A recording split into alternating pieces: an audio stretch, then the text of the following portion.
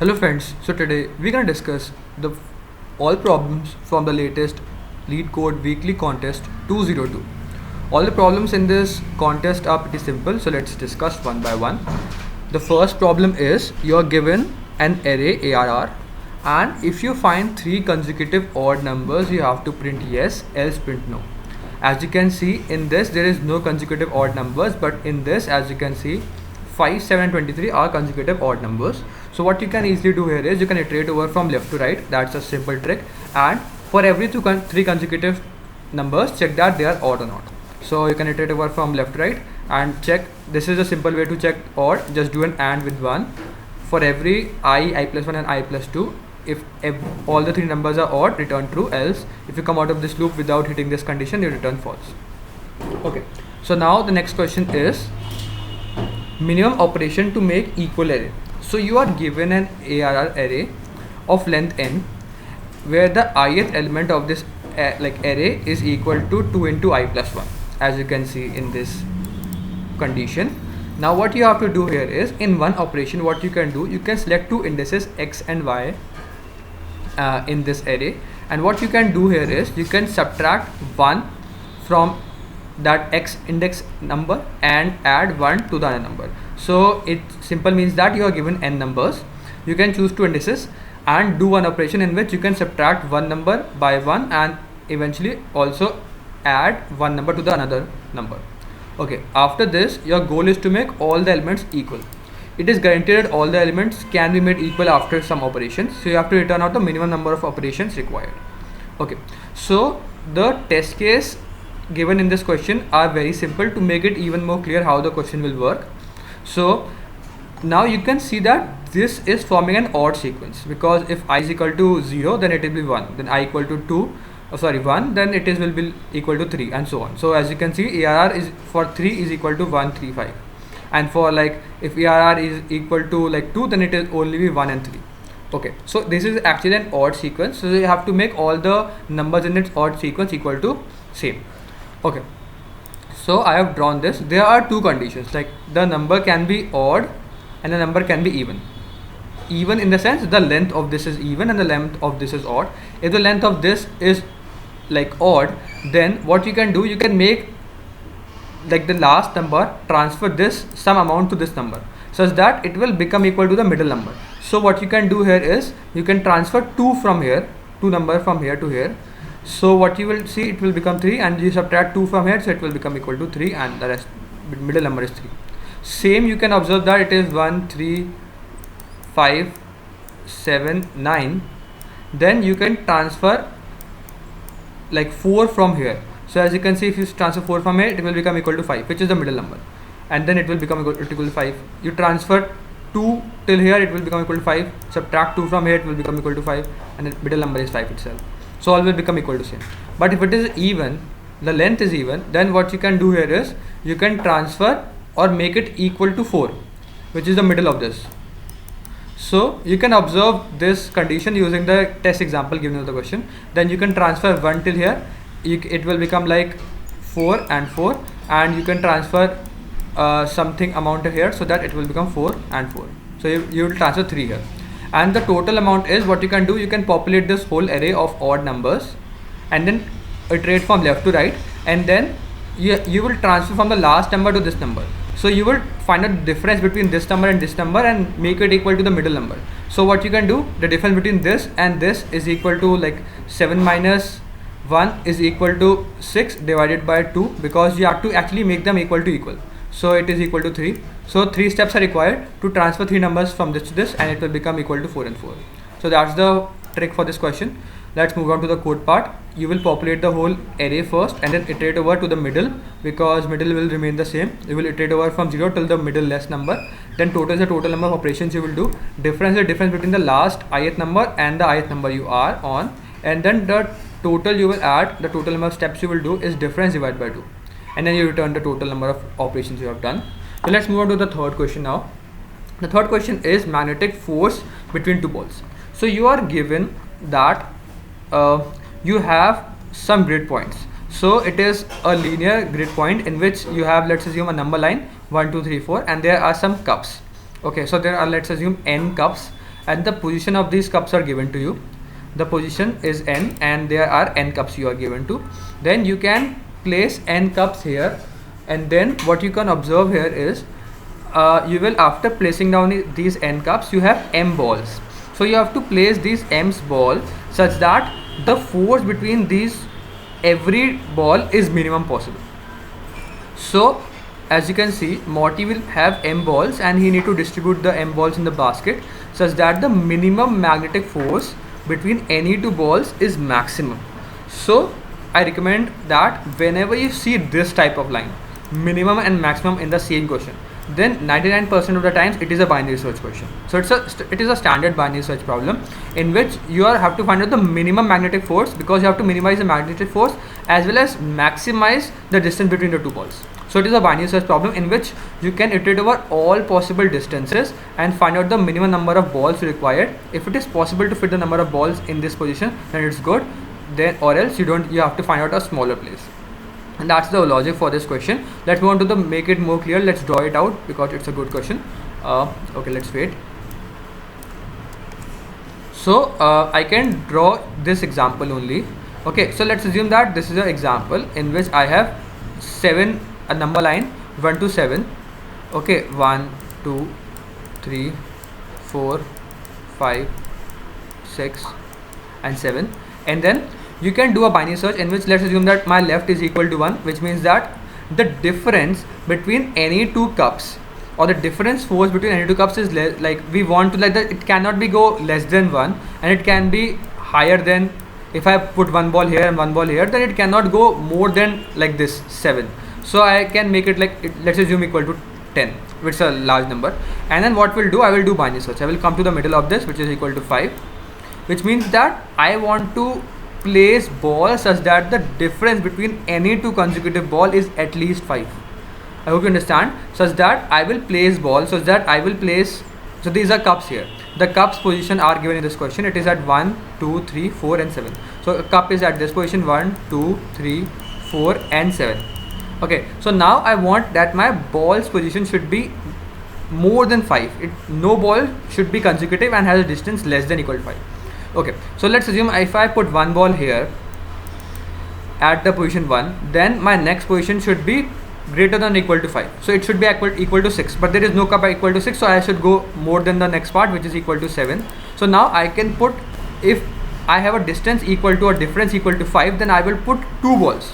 But in this question, it is given that you have to place 3 balls. So it means that this configuration is not possible. You cannot make a distance between these 2 balls 5 and place all of them.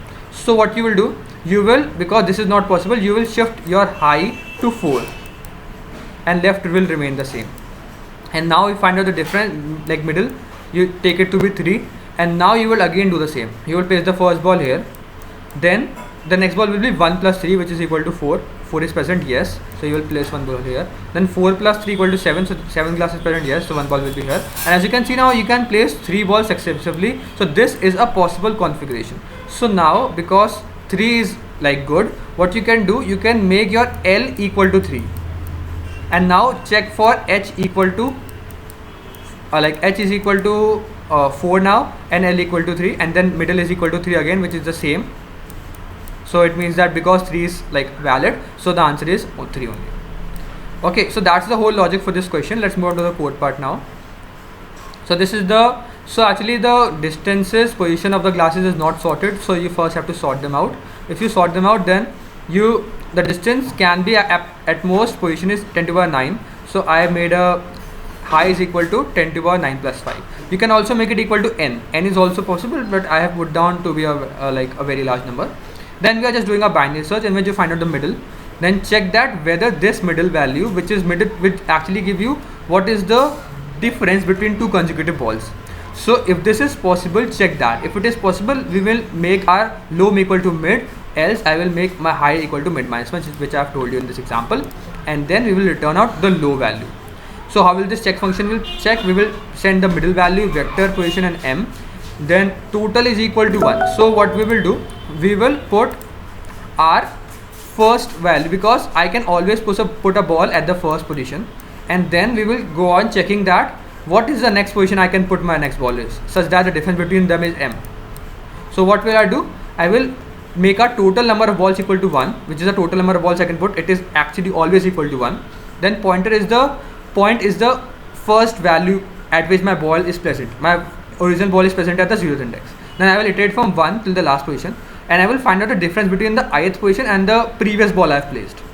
If it is greater than or equal to mid, which means that mid is the difference between these 2 points. If this is greater than or equal to mid, then I can again put a new ball here. So total will increase, and my new pointer will now point at to the ball which is the current ball I have placed. So this is the pointer will point at the current ball position. And then after placing these amount of balls, I can find out that optimally I can put these total amount of balls if this mid is present. But which means that I can tell that if this is the positions of the cup and I have infinite number of balls, then I can put that 50 balls, let's assume. But I only have to put 3 balls, so it means it is possible to eventually put 3 balls, because I can put 50 balls, so I can also put 3 balls. So this is possible. If this is possible, then this function is returning true, as it returns false. So that's the whole logic for the third part. Let's move on to the last question. The last question is also very simple. It states that you are given n oranges and you have to eat them. So to eat the n oranges, you have to take some days, and in each day what you can do, so let's assume that you have n oranges on the current day. Okay, and now you have 3 choices. You can eat 1 orange, like either you can eat 1 orange and then on this day, and then you can take all the rest of the oranges and eat it on the next day. Else, if this n oranges which you want to eat on the current day is divisible by 2, then you can eat n by 2 oranges. Else, if this oranges n is divisible by 3, then you can eat this amount of oranges. So these are the 3 conditions. You can obviously do all of these. Eventually what you can do, it's up to you, and you have to choose one of the action per day. Return the minimum number of days to eat n oranges. So as you can see, this question is obviously a DP problem, because you can understand you have 3 choices, and when you have some choices and you have to iterate over all the possible cases, it is always a DP problem. Okay, it cannot be a greedy problem. Let's see how this is not a greedy problem. So what you can do here is, so let's assume that you have 6 oranges now. You have 3 choices. I can either eat 1 orange today, and then I can eat, so let's assume that OK is a function which will tell us what is the minimum number of days required to eat 6 oranges. So now if I put 6 here, then there are 3 conditions. I will eat 1 orange today, and now I will have to find OK of 5. How many minimum days are required to eat 5 oranges? But 6 is also divisible by 2, so I can eat 1 oranges, and then, so let's assume I have n which is divisible by 2, so now I will eat n by 2 oranges, so it is equal to n by 2 again. So now I have to see that what is the minimum number of ways to eat n by 2 oranges. So n by 2 is actually equal to 3, and now because it is also divisible by 3, what we can also do here is, we will check that if I have eaten 2n by 3 oranges in this day, the left oranges is n by 3. So what is the minimum number of days required to eat these n by 3 oranges, so which is equal to 2. And then you will eventually again check what are the 3 conditions for this, 3 conditions for this, 3 conditions for this, but it has to divisible by 2, so this condition is not valid here, and so on. So you have to check this tree. Why it is not possible to form a greedy approach? Because in some of the way you will choose, so let's, as you can see, if you eat or divided by 2n by 3, it is actually reducing your apples to a smaller number. But if you reduce the apple to a smaller number, and it will become a prime number, so you cannot divide it. But let's assume that you eat only 3 oranges, and then it will not become a prime number, so you can actually eat up it fast. So this is not a greedy approach. So what you can easily do here is, you will make this table. So what you can do, because the constraint in this question is very large, you might also think that it cannot be done using a DP approach, but if the constraints are very large, then there is also possibility that you can use a map here, because you don't have to iterate over all possible scenarios. Now you have to find out about the certain values you only need, and map will help you to find out these values fast, and you can also use unordered map. So that's what I've done here. Okay, so this is the map value which we have created. I made an unordered map of int and int, and then I will iterate over. So you can easily actually find out the values for some cases. MP of 1, if you have only 1 you can only eat it by one way. If you have two, then you can actually, if you have two oranges, then like 2 is divisible by 2. So actually you can also do is you can eat one orange on one day and one orange on one day. So you will actually take 2 days. And same for 3, you can divide it by 2 and by 3 it will become equal to 2. So you can eat 2 oranges on the first day and then 1 orange on the next day. So it is equal to 2 days. So what you can do here is I have stored it for 2, 3 values, and then I will start this OK function for n, and then I will return down this map value for n. And then what you can see, hello. So what you can see here is now for the rest of the values I have to find out this OK function for the n value, and this is the like dp or the recursive function what we have to do. So you have to just apply dp here, which you can apply it memorization using this function, and at the end you can return it using this function also. So if you have seen this map value earlier, you can return this map value. Else if you don't have to see this map value, you will like do this function and then return out the map value. So why have written down these so much values? Actually there are only 2 cases. If this is divisible by 3, then you can add 1 and then n divided by 3, which I have told you. If you add 1 to it, then n divided by 3, and then add 1 to it and n divided by 2. So these are the 2 cases which you have to put. But you can also observe that to make it even more faster, if when you divide by n divided by 2 and only one remainder is left, which means that it is not an even number, it's an odd number, then you have to eventually, in this you can actually take one step and then call this function. But in this it is beneficial because you are dividing number now. Dividing means that you are exponentially decreasing it. So for exponentially decreasing it, you can take 2 steps, make it even and then divide it. And same for this 3. If it is divisible by 3, then okay, take 1 step and divide by 3. If it is giving a remainder of 1, subtract 1 and also subtract 1 to make it equal to like a divisible by 3, and take 1 for because one operation is required, and then divide it by 3. And same for 2. This will actually speed up the process. Okay, and then like because it is exponentially decreasing, it will be done in O of n log n, and then the answer will be like you can get accepted. I hope you understand the logic for all the 3 questions. If you still have any doubts, please mention down. Thank you for watching this video. I'll see you in the next one. Keep coding. Bye.